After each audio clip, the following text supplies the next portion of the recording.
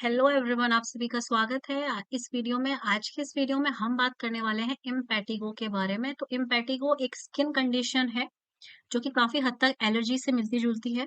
किसी भी डिजीज का ट्रीटमेंट पॉसिबल है, प्रॉब्लम आती है उसके डायग्नोसिस में। तो आज के इस वीडियो में हम जानेंगे कि हमें कैसे पता चलेगा कि ये स्किन कंडीशन जो है ये एक एलर्जी नहीं है, ये इम्पेटिगो है।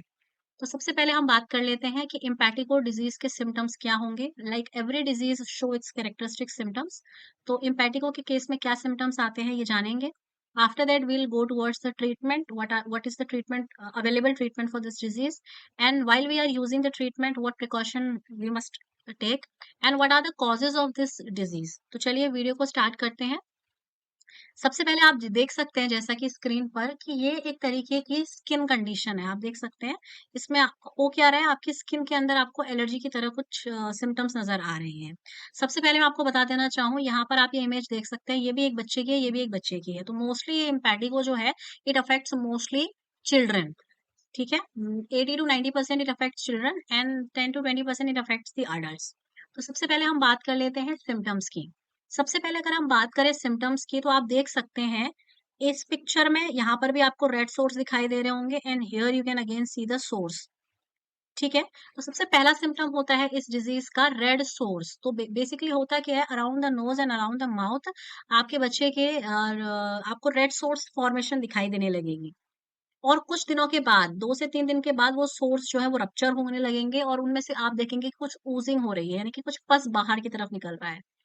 उसके बाद जब वो ooज़िंग होती रहती है, तो 1-2 दिन के बाद वो ooज़िंग होने की वजह से आपको दिखाई देगा कि आपके अराउंड द इन्फेक्टेड एरिया आपको हार्ड क्रस्ट लाइक स्ट्रक्चर दिखाई देगा, जो कि आपको हनी येलोइश कलर का दिखाई देगा। तो चलिए अब बात कर लेते हैं इस डिजीज के कॉजेस की। ठीक है, सिम्टम्स हमें क्लियर हो गए हैं। सिम्टम्स में हम इमेजेस में देख सकते हैं कुछ इस तरीके से हमको अगर अपीयरेंसेस हो रहा है, इस तरीके के अगर हमको रेड सोर्स नजर आ रहे हैं। ये रेड सोर्स शुरुआत में रेड रहेंगे, बाद में आप देख सकते हैं ये किस कलर के हो रहे हैं, येलो कलर के हो रहे हैं। जब ये इनिशियल स्टेजेस में रहता है तो it looks like red, but जब ये ड्राई होने लग जाते हैं, इसमें से ooज़िंग होती है, तो वो एक क्रस्ट जैसा स्ट्रक्चर बना देता है which looks like Honey crust. तो अब बात कर लेते हैं हम इस डिजीज के सिम्टम्स, कॉजेस की। Every disease, for every disease there must be a cause. Okay, तो इस डिजीज का क्या कॉज है, सबसे पहले जानते हैं। ये एक बैक्टीरियल इन्फेक्शन है, ये कोई आम एलर्जी नहीं है। Do not confuse with it allergy, क्योंकि अगर आप ये आइडेंटिफाई नहीं कर पाएंगे कि आपके बच्चे को क्या डिजीज है, तो you will not be able to give the proper treatment, right. आज के टाइम पे मेडिकल साइंस में सारा ट्रीटमेंट अवेलेबल है। जो सबसे बड़ा क्वेश्चन मार्क अराइज होता है, वो अराइज होता है डायग्नोसिस में। सो इस बीमारी के diagnosis it is very easy to diagnose. अच्छा, अब बात कर लेते हैं। ये जो आप देख रहे हैं सोर्स, ये आपको यूजुअली आपको नोज के अराउंड दिखते हैं या माउथ के अराउंड दिखते हैं। कुछ कुछ केसेस में यहाँ पर आपको चीक्स में भी ये दिखाई दे सकते हैं। अगर बच्चा जो है वो बहुत छोटा है और उसके नेल्स शार्प नहीं है, तो वो अपने बॉडी के अदर अदर पार्ट्स में ईचिंग करने की वजह से उसको अदर पार्ट्स में भी स्प्रेड कर सकता है, पर mostly it is seen in these two areas. बात करें कॉज की, तो जैसा कि हमने बात करी, ये एक बैक्टीरियल इन्फेक्शन, यानी कि ये एक बैक्टीरिया की वजह से होता है। ये बैक्टीरिया का नाम है स्टेफाइलोकोकस ओरियस। तो ये बैक्टीरिया रिस्पॉन्सिबल होता है इस तरीके के इन्फेक्शन को कॉज करने के लिए। और ये बहुत ही ज्यादा कंटेजियस बीमारी है। Impetigo is highly contagious.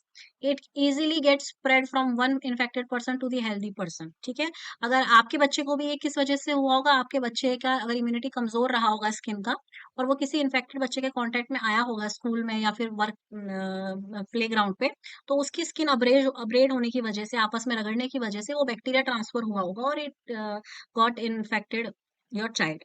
बात करें अगर हम, जैसे कि हमने बताया कि ये आपका बहुत इजीली कंटामिनेटेड डिजीज है।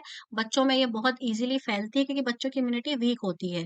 और ये यूजुअली आपका 2 से लेकर 6 साल के बच्चों उम्र के जो बच्चे होते हैं, उनमें ज्यादातर ये कंडीशन देखने को मिलती है। अगर आपकी स्किन में अब्रेजन है, यानी कि अगर आपके बच्चे को मान लीजिए एक्जिमा हुआ है, तो इस एक्जिमा होने की वजह से स्किन थोड़ी सी हार्श सी हो जाती है, स्किन थोड़ी सी हार्ड सी हो जाती है। तो उस कंडीशन में आपकी स्किन के बहुत चांसेस हैं कि बच्चे को आपका ये स्टेफाइलोकोकस बैक्टीरिया इन्फेक्ट करे और आपके बच्चे की वो नॉर्मल एक्जिमा जो है वो कन्वर्ट हो जाए इम्पेटिगो में। ठीक है, तो ये आपके कुछ कारण रहते हैं कि एक्जिमा रहा है आपके बच्चे का या उसको कोई दूसरी एलर्जी रही है स्किन में, उसके बाद आपका इम्यूनिटी कम होने की वजह से बच्चे को इजीली ये इन्फेक्शन भी हो सकता है। अब बात कर लेते हैं ट्रीटमेंट की। तो देखिए इस इम्पेटिगो का जो ट्रीटमेंट है वो अवेलेबल है आज के टाइम पे, as since it is a bacterial infection. इसके पीछे जो कारण है वो है बैक्टीरिया। तो बैक्टीरिया को किल करने के लिए डॉक्टर्स प्रिस्क्राइब एंटीबायोटिक्स। तो there is a list of certain recommended antibiotics जिनका अगर हम टॉपिकल एप्लीकेशन करें, यानी कि अगर हम इनको टॉपिकल स्किन के इन्फेक्टेड एरिया के ऊपर अप्लाई करें, तो इफेक्टिवली आपके जो इम्पेटिगो है उसमें आपको आराम आ सकता है। ये एक चीज़ और ध्यान रखने वाली बात है, अगर आपके बच्चे में ट्रीटमेंट के बाद ठीक हुआ लेकिन फिर से आपका रीअकर हो गया, दोबारा से बच्चे को फिर से आप देख रहे हैं कि उसकी स्किन में फिर से कहीं न कहीं किसी पार्ट में आपको इम्पेटिगो नज़र आ रहे हैं, तो that is showing the recurrences, high recurrences in your child. तो आप क्या कर सकते हैं, आप बच्चे को डाइल्यूटेड ब्लीच बाथ प्रोवाइड कर सकते हैं। उसके लिए आपने क्या करना है, एक टब लेना है, अगर आप उसमें मान लीजिए आपने इसमें 2 जग वाटर ऐड किया है, ठीक है? तो उसमें आप 10 टू 20 एमएल के आसपास आप ब्लीच ऐड कर सकते हैं। इससे क्या होगा, it will bleach again act as a antibiotic, ठीक है? वो एंटी माइक्रोबियल, तो बैक्टीरियाज़ को किल करेगा और बच्चे के अंदर जो रिअकरेंस हो रहा है उसके चांसेस कम हो जाएँगे। चलिए अब बात कर लेते हैं मेडिसिन्स की। तो जो इसके लिए ब्रांडेड मेडिसिन्स हैं वो है आपका Zepi, second is Bactroban, third is T-Bact and fourth one is Ultraback. तो ये 4 ऐसी ट्यूब्स हैं, ऑइंटमेंट्स हैं जो कि मार्केट में अवेलेबल हैं। चलिए इनकी पिक्चर्स देख लेते हैं। ये आप देख सकते हैं, this is Ultrabacks, this is Bactroban ointment, this is Zepi and this is T-Bact. ये चारों ही अवेलेबल हैं मार्केट में, आप जाके इनको परचेज़ कर सकते हैं। ये इन चारों में अगर आप कंपेयर करें तो पर्सनली स्पीकिंग जो टी-बैक्ट है इसका रिज़ल्ट मैंने देखा है कि काफ़ी अच्छा रिज़ल्ट आता है। 2 से 3 दिन आप अप्लाई करेंगे तो यू विल फाइंड कि बच्चे के जो इम्पेटिगो हैं उनका स्प्रेडिंग रेट भी कम हो गया है और रिकवरी भी बच्चे की फास्ट हो रही है। जल्दी-जल्दी ओज़िंग होके आपका बच्चा जो है उसकी स्किन रिकवर होने लगती है। अगर बात करें एमआरपी की, तो आपको 100 से लेकर 150 एमआरपी के इंडियन रुपीस के रेंज में आपको ये इजीली अवेलेबल हो जाएंगे मार्केट के अंदर। नेक्स्ट चीज आपने ध्यान रखनी है कि आपको इसको यूज कैसे करना है। तो चलिए इसके एप्लीकेशन की बात करें। जैसा कि हमने अभी सीखा था, ये टॉपिकल डोजेज फॉर्म है, यानी कि इनको आपको अप्लाई करना है, या तो ये ऑइंटमेंट के रूप में मार्केट में अवेलेबल होंगी या सिंपल क्रीम्स के फॉर्म में अवेलेबल होंगी। तो आपने करना क्या है, कॉटन का आपने एक टुकड़ा लेना है, you have to take a cotton swab and उसमें आपने अपनी मेडिसिन को लेना है और उसके बाद आपने उस कॉटन की मदद से you have to take the cotton and then you have to apply to the affected area only. जो जो आपका अफेक्टेड एरिया है सिर्फ वहां पर आपने उस एंटीबायोटिक को अप्लाई करना है। रीजन बिहाइंड इज दिस कि जब आप कॉटन स्वॉब से लगाते हो तो दो रीजन है। पहला तो वो मेडिकामेंट आपके हाथ में नहीं जाता है, मैक्सिमम अमाउंट ऑफ ड्रग जो है वो वेस्ट नहीं होता है, आप मिनिमाइजेशन कर लेते हैं वेस्टेज ऑफ ड्रग का। सेकंड, आप जब कॉटन के थ्रू उसको लगाते हैं तो आपका मैक्सिमम एब्जॉर्प्शन होता है, ड्रग जो होती है वो आपके स्किन के कांटेक्ट में बनी रहती है और it nicely get into your skin and then it kills the bacteria and helps to recover from the impetigo. Second, अगर हम बात करें इसके अगर आपने एंटीबायोटिक स्टार्ट करा है तो एंटीबायोटिक स्टार्ट करने के 5 दिन के अंदर-अंदर आपके जो सोर्स हैं आप देखेंगे कि वो हील होने लग गए हैं। यू विल फाइंड अच्छा खासा fast recovery when you start the treatment with antibiotic. देखिए ध्यान रखिए, किसी भी बीमारी जैसे मैंने आपको बताया ये एलर्जी की तरह मिलती-जुलती है इम्पेटिगो। तो do not gate confused with the impetigo with allergy. अगर आप एलर्जी समझेंगे तो फिर आप कोई एंटी एलर्जिक मेडिसिन्स ले लेंगे and you will find no relief in your condition. तो इट्स बेटर कि आप डायग्नोसिस अच्छे से उसकी करें। अब बात करते हैं हम प्रिकॉशंस की। तो प्रिकॉशन आपने क्या रखनी है, जैसे कि मैंने आपको बताया ये एक हाईली कंटामिनेटेड और आपका कंटेजियस बीमारी है, यानी कि ये एक पर्सन से दूसरे पर्सन में बहुत जल्दी आपका फैलती है, इट गेट इजीली स्प्रेड। तो आप अपने बच्चे को, जब तक आपके बच्चे को इन्फेक्शन है और वो ट्रीटमेंट चालू नहीं हुआ है उसका, तो आप अपने बच्चे को स्कूल ना भेजें और ना ही आप उसको बाहर की तरफ भेजें, otherwise it might get spread to the other kids also. Second is, चूंकि आपका बच्चा अगर एंटीबायोटिक थेरेपी पे आ चुका है तो एंटीबायोटिक थेरेपी स्टार्ट होने के 24 घंटे के बाद आपका जो कंटामिनेशन का रेट होता है वो घट जाता है। तो आप अपने बच्चे को 24 आवर्स के बाद, यानी कि एक दिन अगर बच्चे ने पूरा एंटीबायोटिक ले लिया है तो उसके अगले दिन आप अपने बच्चे को भेज सकते हैं बाहर, क्योंकि अब कंटामिनेशन के चांसेस, यानी कि आपके बच्चे से दूसरे बच्चे में होने के चांसेस कम हो जाएंगे।